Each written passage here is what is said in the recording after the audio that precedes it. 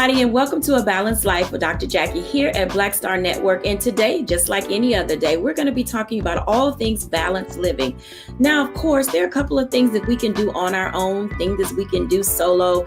Many of you are out there in that space thinking about whether or not you want to leave your job. Do you want to do it by yourself? Do you want to start a business with your spouse, with your mate, your significant other? Well, let me tell you, we have curated a panel today along with our contributors that are going to talk to us about the ins, the outs, the ups, and the downs of working with your spouse. But then also, what does it look like for you to have you together?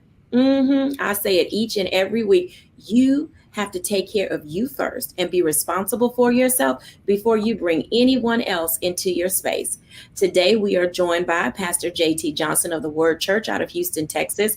We're going to have some special time with two of our guests, the doctors, Bishop Jennifer and Aaron, that are out of Columbia, South Carolina. We're also joined today by Dr. Tierney, our Level Up coach, and of course, Stacey Owens, who is the owner, founder, creator of Creating Z School of the Art and Technology. No matter where you find yourself in the space in which you live, we've got something to you. I'm going to welcome everybody in. Hey, y'all. Hey. Ooh, I am so glad that we are here today to talk about all things balanced living, but also some of the things that relate to what makes you who you are. Now, I think that each of us can say that we have been in that space where we tried to figure out not only what makes us tick, or be ticking time bombs, and also what makes the people around us tick and how to keep them from ticking time bombs. So I want to start with Stacey for a moment. If she can give us a few tips about what makes Stacey Stacey and how do you stay away from those landmines when you're working with other people. Hey, Stacey. Hey. I'm starting with you first. Wow, what makes me Stacey, or what makes Stacey Stacey? Just being myself and being true to myself is what makes me who I am. I found in this entrepreneur world that once I stepped out and started opening a couple of schools, I was in a space where I didn't have a lot of people around me who understood the same space. Like, it wasn't a lot of people in my family who were entrepreneurs or my friends. They were principal of schools, but they never founded a school. So I found that I was in a territory that no one could really mentor me through. So I had to really do some self-searching within to find out who and what I believed in, what principles I wanted to stand on. Standing on truth is one of the main principles that I wanted to stand on, and making sure that I served the population of disenfranchised. That was something I wanted to stand on, because once I made those decisions and decided, who I was I found that it was very important, because as people started surrounding themselves with me, they would try to take you in their direction, or they would tell me how, all the things that I shouldn't do. And if I wouldn't have already decided on who I was, what I stood for, then I would have been in a mess trying to navigate through all the things that people wanted me to be. And so I think Stacey is just me, someone who wants to bring light and love into others. So tell me this, Stacey, what keeps you from becoming a ticking time bomb? I am a ticking time bomb. Oh, hey. I can be a ticking time bomb, but I think awareness keeps me there, because I also, I found it interesting that God did a lot with me as I started this process in terms of my character. So I used to explode really quickly if I felt like you were attacking me, or I stayed in a posture of defeat, or not defeat, but defense. And so I had to learn that I didn't have to fight everything. I didn't have to, argue about everything. I just needed to know what it was that I wanted to do, so that when folks started coming at me, I knew what to stand on, but I also knew when I needed to listen and be open and learn from the wonderful people that he placed in my life to teach those hard character lessons. So I had to find a balance in between the two, so that I wouldn't kill my own dreams, by getting in my own way. So I think, I keep my bomb very protected and sheltered now, because, to be true, you can learn how to be different. You can flush a lot of things, but it can be some of those things that's still in you. But if you are aware that it's there, now you can control it. So now it's all about being aware of who you are so that you can control those things that need to be controlled. That makes perfectly good sense because oftentimes people aren't aware of who they are, nor are they aware of how they present themselves in the space in which they occupy. So I want to come to Dr. Tierney next because I think that in the work that she does with being able to level up, we sometimes don't know. Oh man, this is a little touchy. So I know we're gonna get a few text messages, a few calls, a few at yous and whatnot. But oftentimes we don't know how we present ourselves when we're in the company of others. Dr. Tierney, talk to us a little bit about that. Who is Dr. Tierney and what makes her tick? But then also, how do we help or you help other people identify what makes them tick or be their best self? Absolutely. So Dr. Tierney is somebody that is always on a plane of self-discovery. I don't get to this place where, oh, just because I'm of a certain age, then that's just how I am. I discover something new about myself almost every day. Little things pop out and I'm like, oh, girl, I didn't know that was in there. I often say that people often get their due in front of their who. We're so focused on what we want to do and what all we want to accomplish in this life that we're not really looking at ourselves. When we're kids, we're asked the question, what do you want to be when you grow up? But that's really a due question. I want to be a firefighter. I want to be a majorette. I want to be a doctor. It's what do you want to do? And we weren't really guided to look at who we are. What are the gifts, the talents, the skills, the quirks, all of the things that are within us. Something else that we often do is that we will label ourselves as good or bad. If it doesn't fit into a certain arena, then we'll say that whatever that characteristic is, it's bad or it's good. When really who you are, it's neither good or bad. It's what you do with it. I tell people all the time, well, Dr. Tierney can be real selfish. Selfish, absolutely. But that selfishness is the thing that helps me to really hone in on that self-care. Like I can self-care like nobody can self-care, but it's where I have to be, like Stacey said, I have to be aware of that I have a tendency to be selfish. So I have to make sure that I'm not doing the wrong thing with that selfishness isn't going in the wrong direction to where now it's turning into greed and all of that. This is where boundaries come in.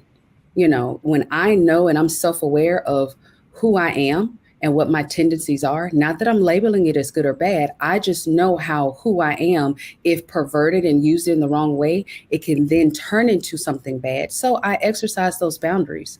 I tell myself, you know what, we're not going to engage in these type of conversations. We're not going to put ourselves in these type of situations so that I can make sure that I'm staying the course and staying right where I want to be. Now, when we're talking about me guiding my clients into this work, a lot of times we can tell who we are just by listening to the things that we're hearing on repeat from those people around us that we trust. Okay. If 5 people tell you that you can be real slick with your mouth, then you might want to listen to what them 5 people are saying. Everybody is not wrong in what they're saying. You are the common denominator in these 5 different relationships or these 5 different interactions or whatever it is, So you have to take into account some of the things that the people around you are saying to you can help you to point and pinpoint what it is when we're talking about who you are and those characteristics. And again, not that it's good, not that it's bad, not that we're putting any labels on it. We have to first understand it and then decide how are we to use this thing, because we can use that for good or we can use it for bad.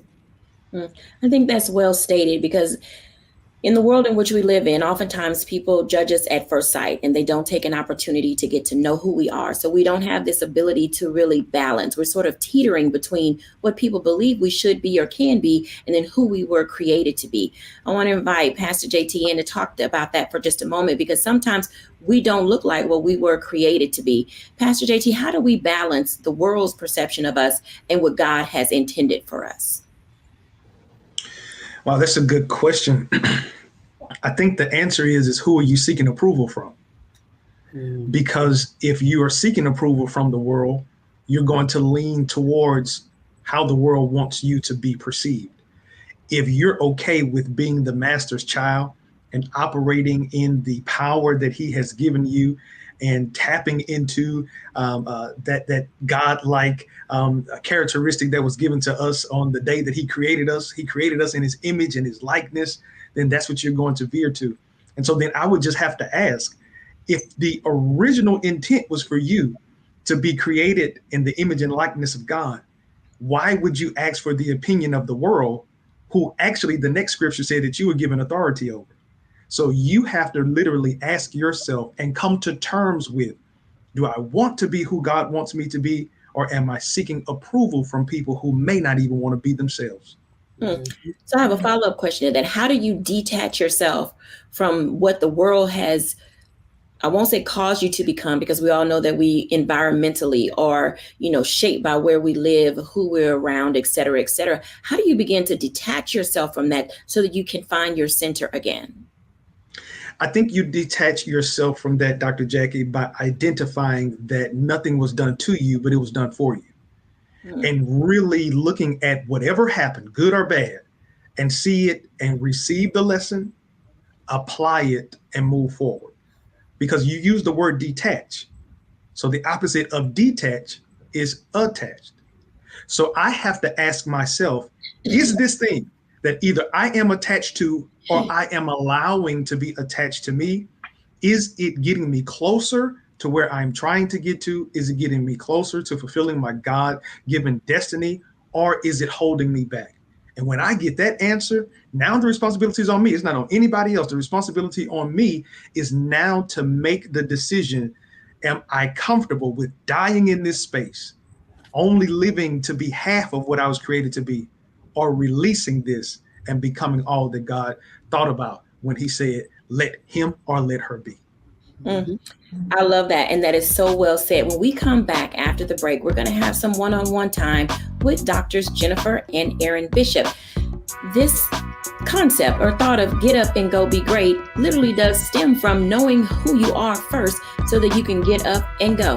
When we're back after the break, we'll have a one-on-one with the Bishops.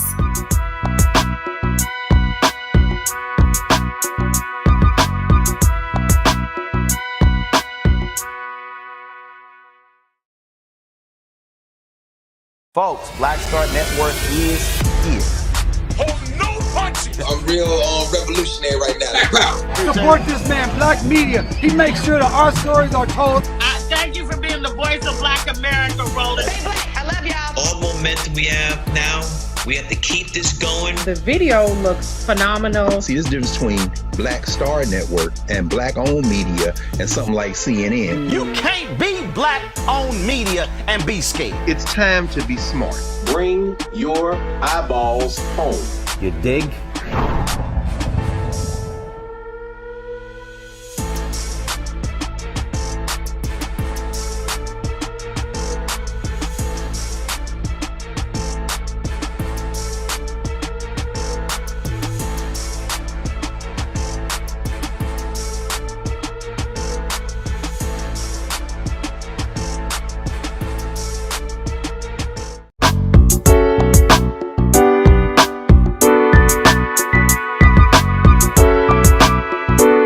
Welcome back, everyone. As you can tell, there are going to be times in your life where you are torn between who you're supposed to be and what the world is telling you to be. And oftentimes when we think of relationships and dating, getting married, or, having a significant other in our lives, it can be a chore and a task to have that right person come into your space. Then add that on to working with the person who you've chosen to be in your space. Hey, Bishops. Hello, how are you? I am good. I am so excited that you are here to talk to us. Number one, tell our audience who you are and what you do. And then let's get into this get up and go be great, because I know there's some days I don't want to do either. Listen, Dr. Jacquie, you are so on. And so I'm Dr. Jennifer Bishop, and this is my husband. And college sweetheart. Yes. Dr. Aaron Bishop. Absolutely. And so we attended Savannah State University. We both were athletes, and we were scholar athletes, and we went on athletic scholarships, and we found each other in this space of where you discover who you are, in the beautifulness of an HBCU, and a beautifulness of still being on your own, but still being parented a little bit. And so that's our start. And so it's been it's going on 28 years that we have been on this journey together, and it's been beautiful. Now, has there been ups and downs? Absolutely. But we found our niche in one another. And what's unique about being college sweethearts is that we knew each other as we were learning each other, right? As we were learning how we were supposed to survive and navigate as individuals, we found a way to do it collectively. Hey, listen, I'm just a full-time bodyguard. I don't know what all the other stuff she said. You see how beautiful this woman is? I got to protect this beauty at all costs, at all times. Well, that is the first part of having a really strong relationship. That priest, protector, provider is there. And if you guys are college sweethearts and now 28 years into marriage or being together 28 years, oftentimes people don't know how to navigate the layers because you go through different stages. You start out as teens, then you're young adults, then you become middle-aged adults, and then we become mature adults. How do you help people navigate the various stages of growth in marriage?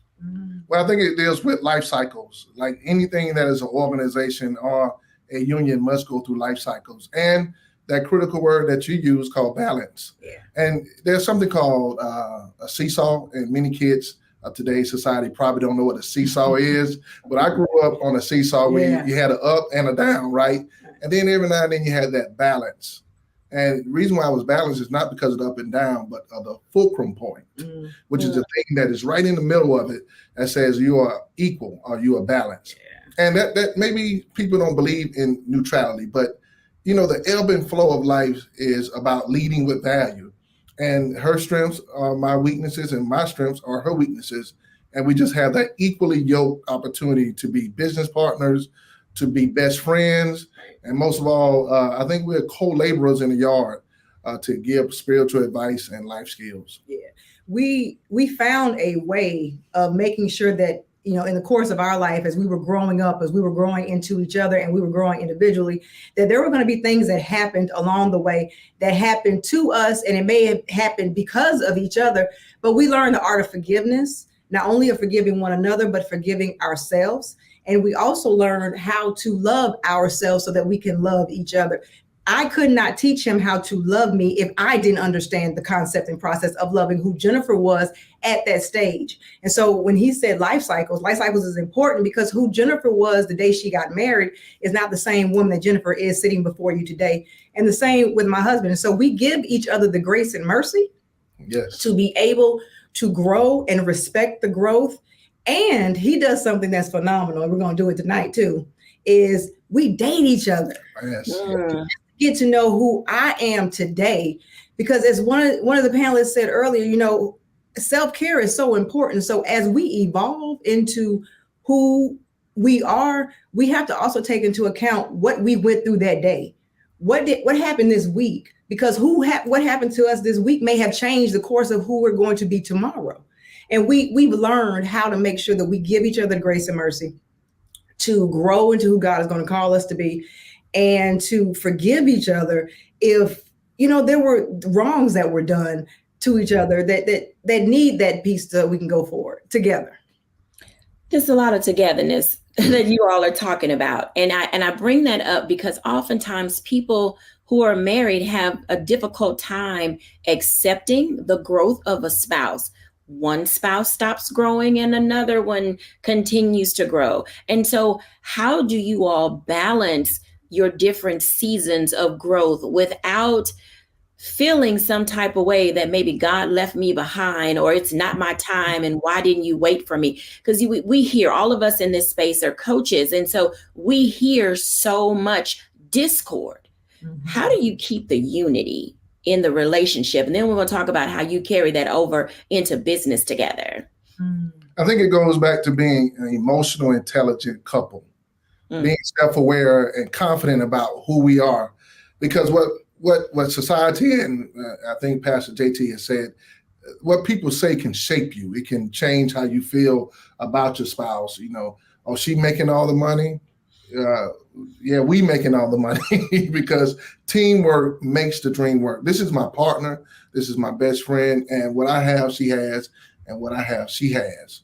And one of the things I will always tell people is we figured out which one we are. Are we waffles or are we spaghetti? Yeah.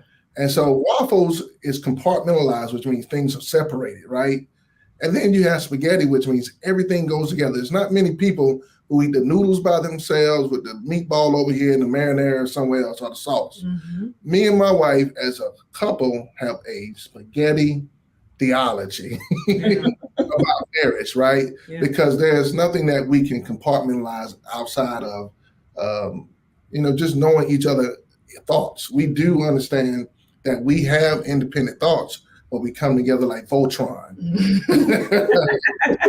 Oh my God. But we have the unique perspective of starting our lives together so early. And so we've been together and we've had absolutely nothing except one another. And we've been in places where we've had overflow. And during the course of that, we made a vow to one another that it did not matter for us. Now you have to find out what works for you in your relationship and the dynamics of the personalities in their relationship. But we realized that it did not matter who made the money. We both agreed that money must come in. And when it came in, we did not identify by, okay, Jennifer makes this and Aaron makes this. No, this money comes in because we have a common goal and we have a collective goal. Although we are athletes, although we understand competition and we respect it, he's not my competitor. He's on my team. And when you recognize who your adversary is, you understand and respect your ally. And that was important for us because I've known him now longer than I've had time by myself.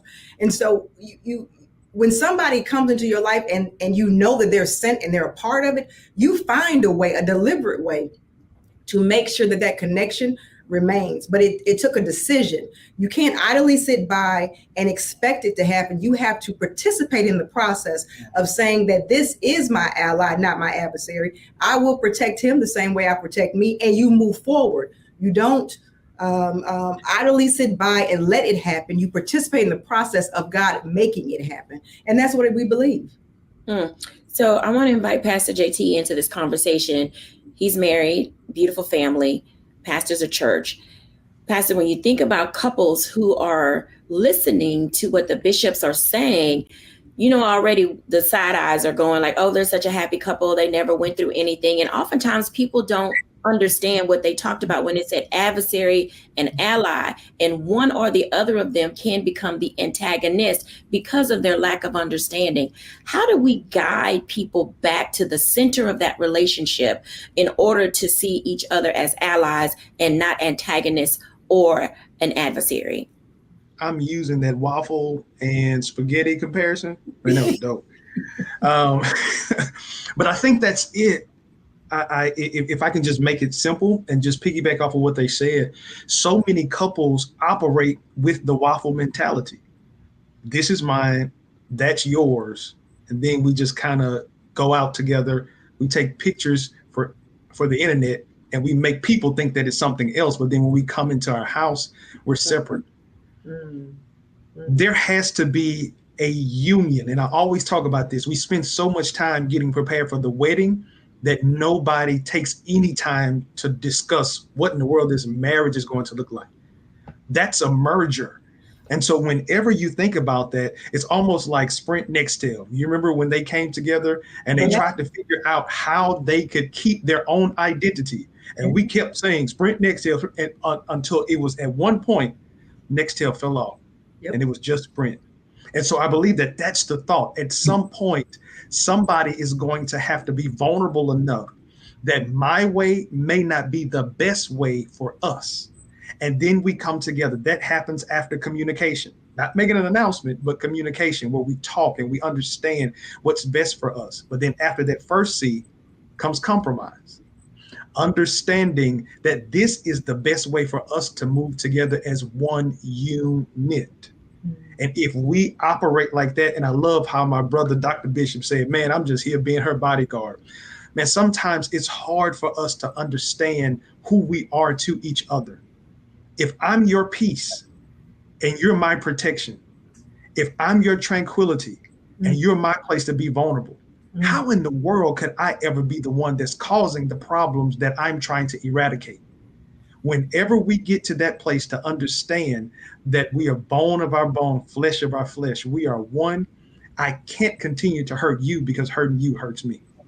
I love that. I'm going to pause and take a break. When we come back after the break, I want to dive into this a little bit more, because these working relationships that we have to have, married, single, employees, or otherwise, it requires us to understand not only who we are, but to be balanced ourselves mentally, spiritually, emotionally, financially. All the LEs have to be engaged when we're back after the break.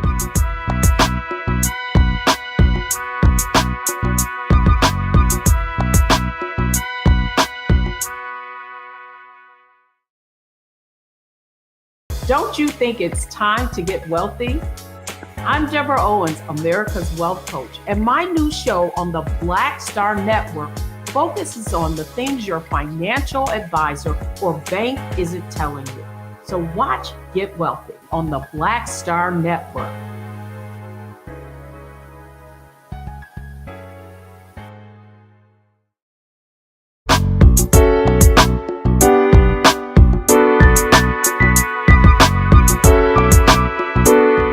Welcome back, everyone, to A Balanced Life. And as you can tell, stepping out by faith on the things that are supposed to be yours in this life really does require you to be a part of it. I want to kick off the top of this hour with Dr. Tierney. The bishop said something that was very important, and it was how we see ourselves in the grand scheme of everything that we are. Dr. Tierney, talk to us about this process of being able to personally level up so that you can professionally succeed. Absolutely. So a lot of times, especially in the advent of social media, we're so preoccupied with how other people see us that we're not thinking about how we see ourselves. So it's a lot of people walking around with these masks on, sending their representatives into these different arenas because they're more focused on making sure that whoever is in the room or whoever is looking at them on the gram or whatever eyes are on them looking at them, see them in this carefully curated, whatever it is that they're trying to put forward, instead of really taking that time to look at themselves to say, wait a minute, who am I? Better yet, who do I want to be? Going through my life, and so it's really important that we take a beat to say, wait a minute, what is it that I want to do with my life? And what does that look like for me, not for anybody else? When we make the mistake of wearing our mask everywhere and not really knowing who we are, then any relationship that we enter into, it can be business, professional, personal, whatever it is, we're going to take that mask into that relationship and then wonder why the whole thing falls down. I can't come into a relationship with someone pretending to be one way and then get upset when that person responds to the representative or the mask that I'm putting forward and my needs aren't actually being met. I'm not actually putting forward my needs. I'm not actually saying who I really am in that arena. And so I walk away saying, well, they didn't give me what I needed. I felt unfulfilled and I'm blaming the other person when really the person that's responsible is me, because I wasn't being my full authentic self in those spaces. So before we can talk about really being in those spaces in the way that the bishop outlined, we have to be that for ourselves first. I love what Dr. Jennifer said. She said, I couldn't tell him how to love me if I didn't know how to love me. It all starts with ourselves. It starts with the one here, the person here, before we can then be one with anyone else or properly work with anyone else. I like that. Stacey, add in for us, because Dr. Tierney talked about how when we build things, they can fall down. And oftentimes it's because the foundation is faulty. How are you helping this generation of children and young adults build, but also in the ways that you work with your staff? Because oftentimes we're the linchpin. We're the person who sees everything and are always there to help guide others. What does a firm foundation look like when you're trying to discover how to build upon what you need in this life?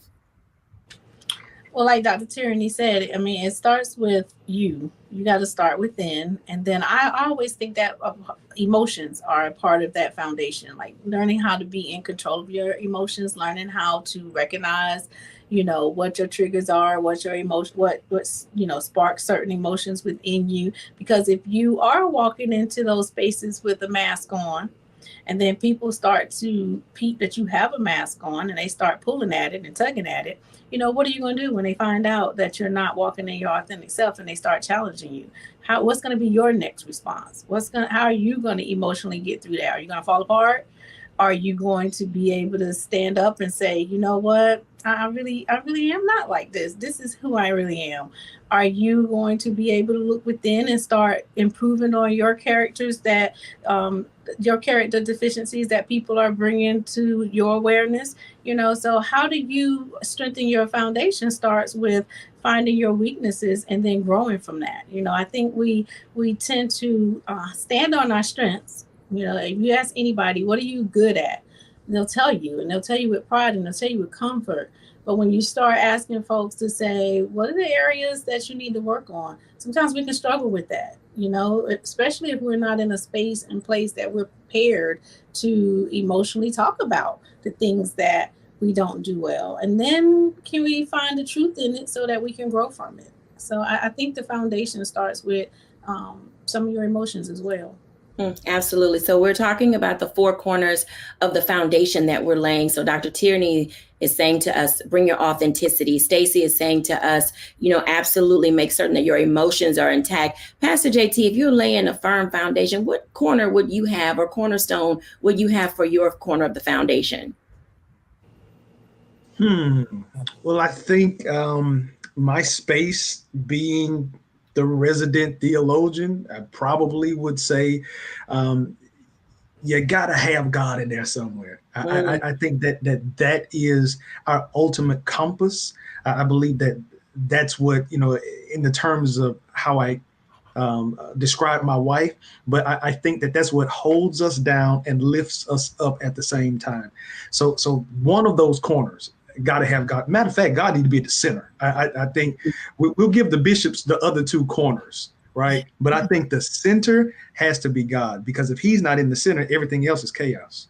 We're going to come back to chaos in a minute. Bishops, tell us, what are the corners of your foundation? Well, I'm going to say that you need to understand your breaks. Understanding management. Let's say management. Dr. Tierney, I think you are classified as a level up coach, and there's only a few ways you can get to another level. One is by way of an escalator, and the other one is by way of an elevator. And we know what an escalator does. It constantly keeps going. It's perpetual. But it's the elevator that has stops. And I have to know when are my moments that I need to just stop and assess where I am. But what if I told you there's a third way, that you got to take the stairway? You got to do the hard things. And so when you're managing life, sometimes it requires you to do the hard things. So I think it's about management. Management is my corner. Jennifer. That's excellent. I think that is the authenticity and accountability of self. We are accountable as individuals. We're accountable to the persons that we say that we love and that we want to share our lives with. And we are also accountable, and that includes ourselves. And so the self-care, even the balanced life, that is the linchpin of all of this. It's making sure that we are accountable to ourselves so that we can then be accountable to others. Pastor JT said something that Bishop and I talk about a lot when we talk to couples. There's a lyric by Prince that says, would you run to me if somebody hurt you, even if that someone was me? Would you run to me if somebody hurts you, even if that someone was me? And so when you do when he runs to me and he says that I did hurt you, or I did hurt him. Oh, I need a break. Or he needs a break.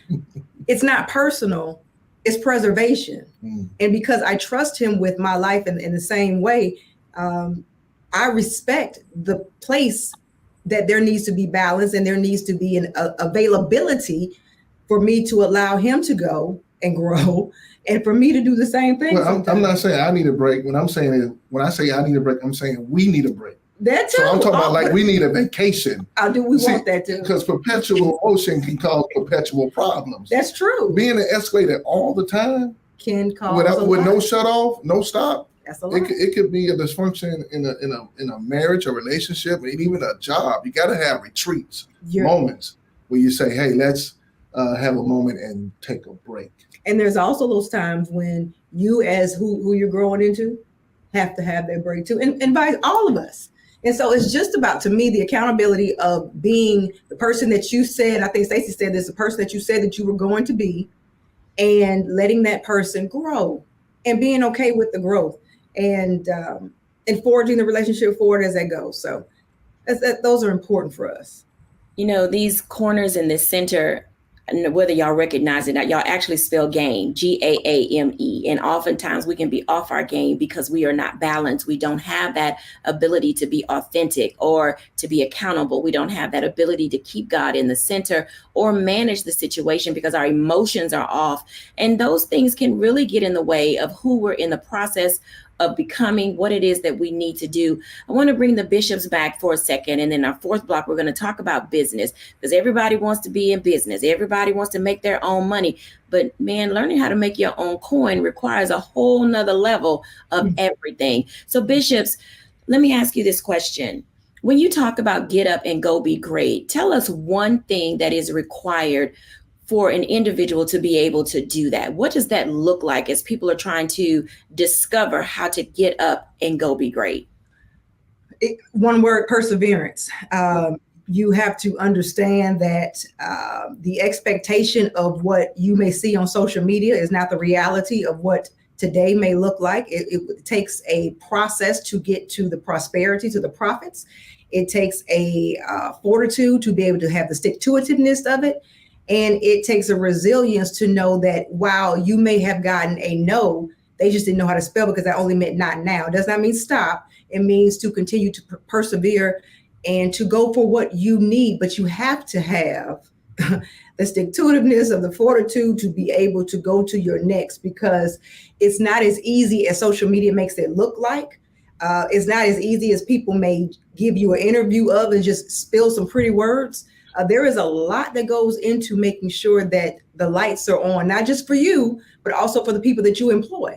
So there's levels to it. And, you know, it is that stairway versus an escalator versus an elevator when you're in the trenches of building a business, sustaining a business, and also growing a business.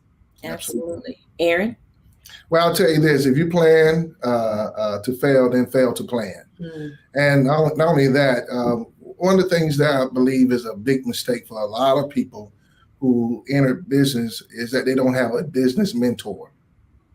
There's some people who have taken this journey way before you have, and they can tell you where the blind spots are. They can tell you where the corners of defeat and dissolve are. And those are the people that will help you have that sustainability, as my wife has stated. But also, as business partners, we have to find those moments where we take the commercial break. My wife will tell you, man, one of the greatest ways to get me distracted from what I'm focused on, give me a commercial. They work. I mean, and commercials, you know, they can be very attractive because they got all the right, you know, ketchup in the right spot, the onion hanging off the burger properly, you know. Oh, wait. So it's not just any old commercial. It's a food commercial. I don't know about Let me take a commercial break. When we come back, we're going to talk about these things that are relevant to the distractions that keep us from being focused in business, but also how do you balance the business of your business? Because everybody wants to be out there having a good time, but are you really putting in the work? We'll be back after the break.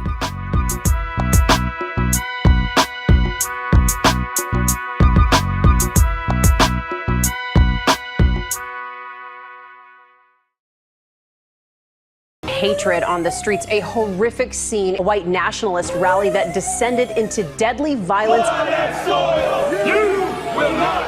White people are losing their damn minds. As an angry pro-Trump mob storms the U.S. Capitol, we've seen We're about to see the rise of what I call white minority resistance. We have seen white folks in this country who simply cannot tolerate black folks voting. I think what we're seeing is the inevitable result of violent denial. This is part of American history. Every time that people of color have made progress, whether real or symbolic, there has been what Carol Anderson at Emory University calls white rage. as a backlash. This is the rise of the Proud Boys and the Boogaloo Boys. America, there's going to be more of this. Here's all the Proud Boys, guys. This country is getting increasingly racist in its behaviors and its attitudes because of the fear of white people. The fear that they're taking our jobs, they're taking our resources, they're taking our women. This is white fear.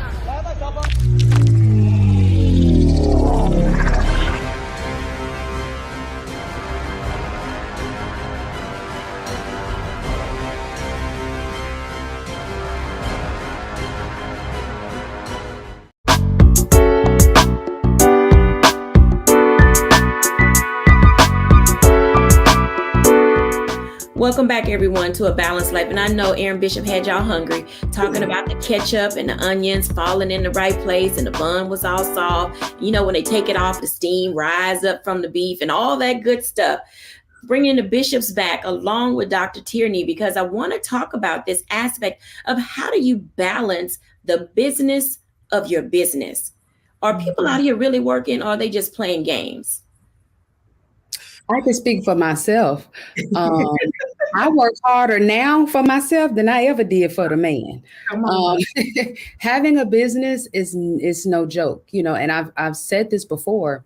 A lot of times people are just walking around saying they want their own business because they're being rebellious. You know, they don't want to submit and serve someone else's business and expect God to bless them with their own business. You know, I learned so much at the feet of my friend's business that I was serving in his baking business before I got my own business. I was showing that good stewardship when I was working in higher education and working for the universities that I was working for.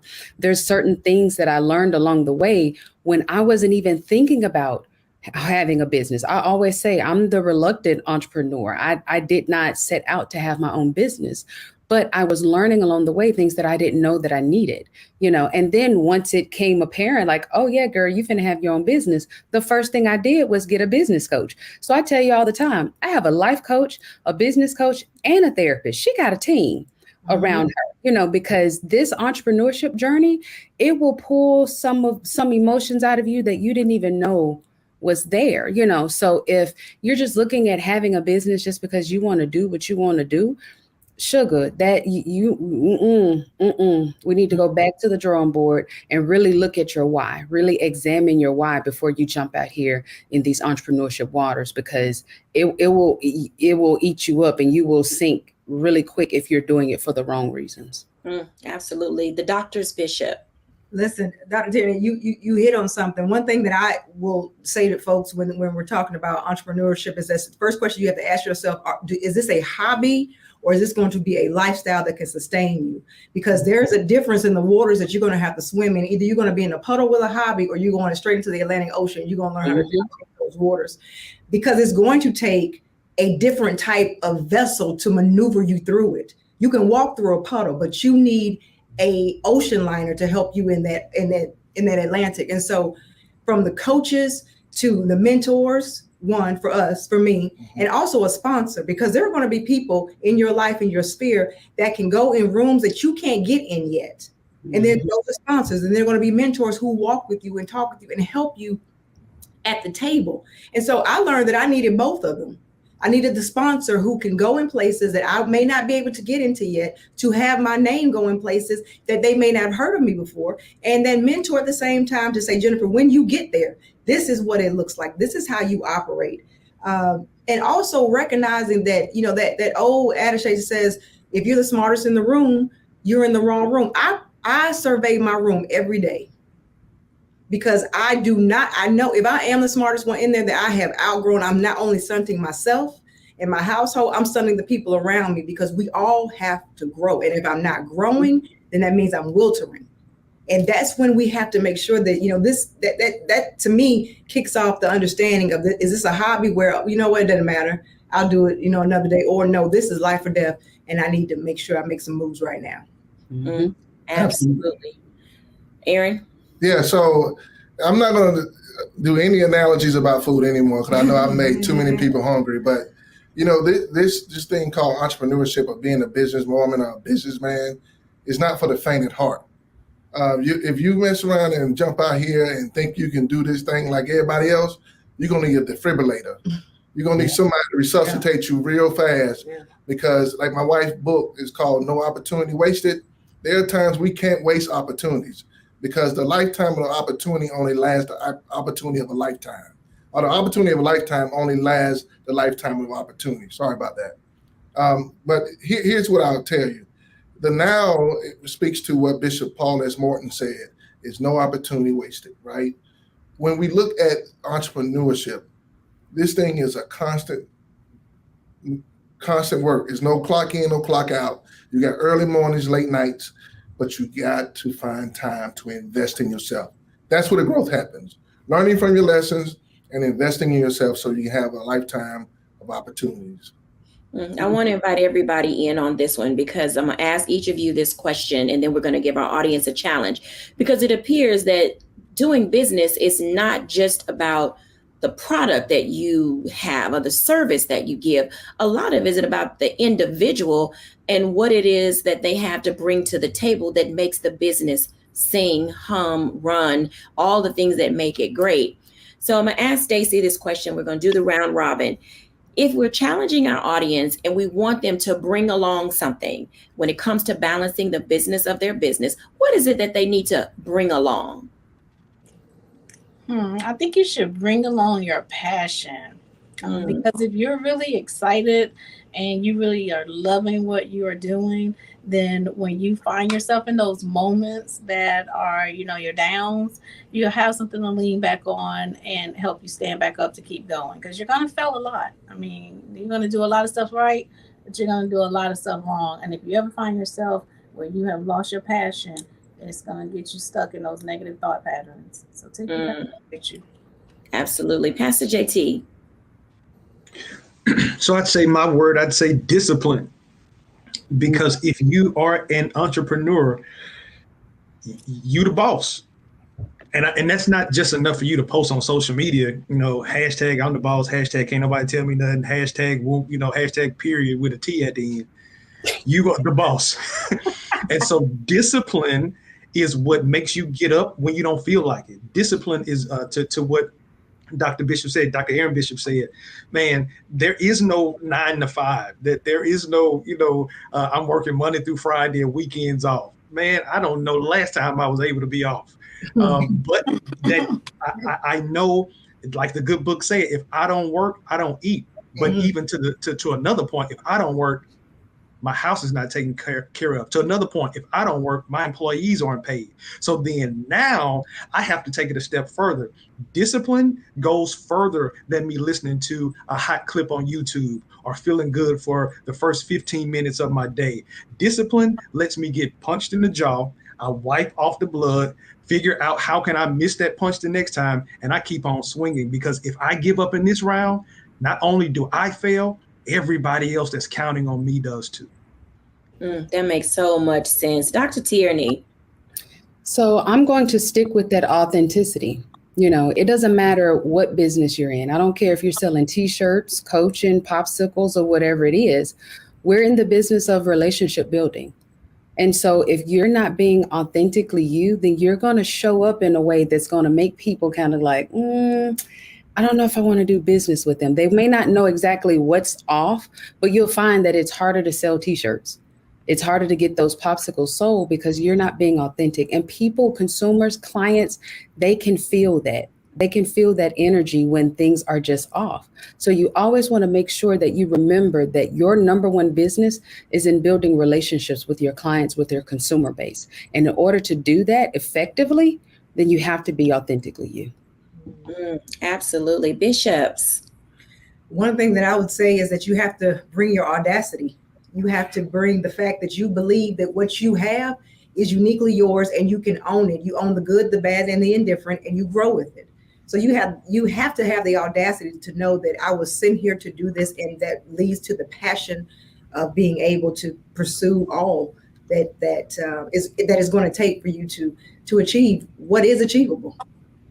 I have to say faith. I don't mean to step into the warehouse of Pastor JT, but we know that faith is the size of a mustard seed and it can move mountains.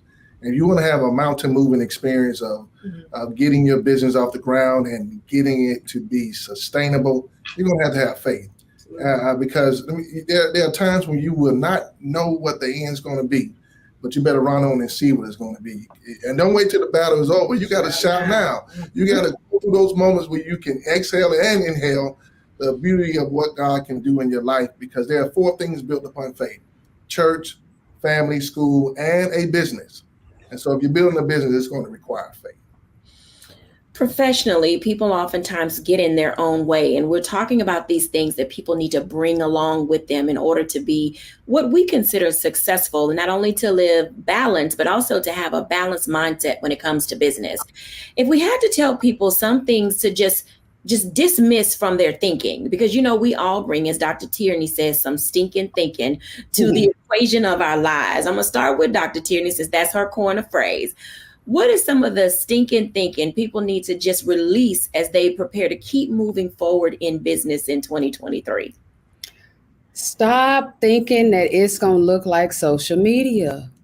It's not. It is not going to look like what you see on the gram. First and foremost, you may be comparing your year 1 with somebody's year 5.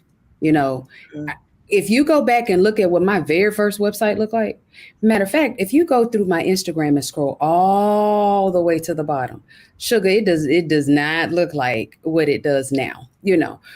People are showing you their clips on the gram. People are showing you the when they got the bag. They're not talking about when they were on the struggle bus. They're not talking about when they barely had enough to pay their mortgage. They're not talking about when the lights went out. They're not talking about that. But trust me, it happened. It absolutely happened. It happened to me. Everybody that's in business have had a struggle bus moment.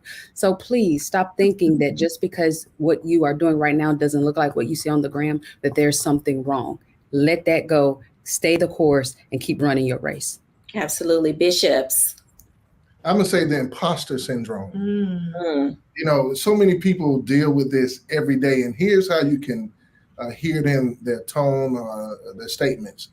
You'll tell somebody, man, you are doing it. And you know what they'll say?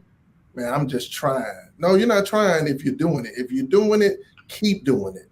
And so I think we got to get rid of the imposter syndrome. And I don't have time to go into it, but look it up, because some of you all may have that in your life. And he hit the nail on the head for me. I would also leave behind the inability to ask for help. You have to know that you're not supposed to do this on your own. And also, another one just came to me, is that thinking that competition is not healthy for the soul. You have to have competition because it helps you level up. You don't have to sink other people's ships so that yours can continue to sail. You need to know that somebody is doing something so that you can be inspired. Find your inspiration, and it may just be from your competitor. Okay. Stacy.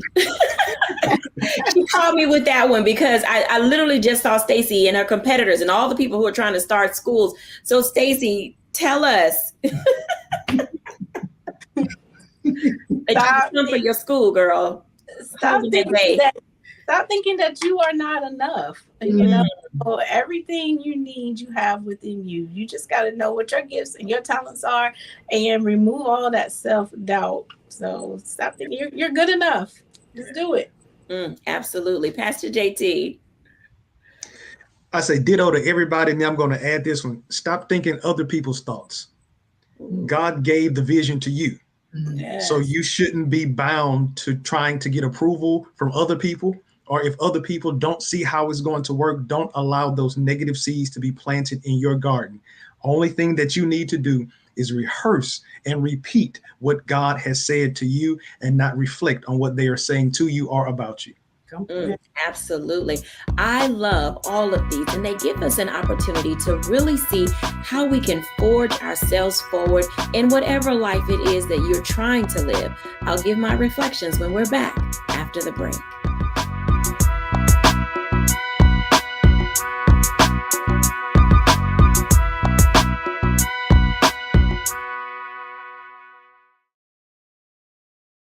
When you talk about blackness and what happens in Black culture, we're about covering these things that matter to us, speaking to our issues and concerns. This is a genuine people-powered movement. There's a lot of stuff that we're not getting. You get it, and you spread the word. We wish to plead our own cause. Too long have others spoken for us. We cannot tell our own story if we can't pay for it. This is about covering us. Invest in Black-owned media. Your dollars matter. We don't have to keep asking them to cover our stuff. So please support us in what we do, folks. We want to hit 2,000 people, $50 this month, raise $100,000. We're behind 100,000, so we want to hit that. Y'all money makes this possible. Checks and money orders go to P.O. Box 57196, Washington, D.C. 20037-0196. The Cash App is $RM Unfiltered. PayPal is R Martin Unfiltered. Venmo is RM Unfiltered. Zelle is Roland@RolandSMartin.com.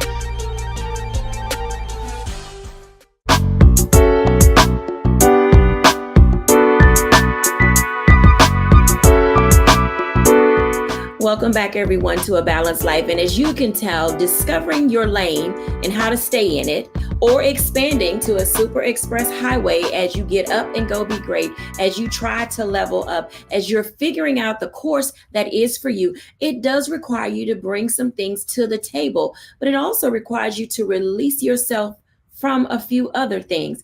And in releasing yourself, you may find that your best is still yet to come. So my challenge to you is for you not to give up on yourself, to keep forging forward. Allow yourself to be released from those things that are holding you down, while at the same time reaching upward for those things that are meant for you to pull down, that will give you the peace that surpasses all understanding, that will give you the balance that you need in order to manage, as Aaron Bishop said, in order to be able to stay on the seesaw or the teeter-totter moments in life. Whatever it is that is meant for you will come, as long as you take off the mask and remain your authentic self. Be well. Bye now.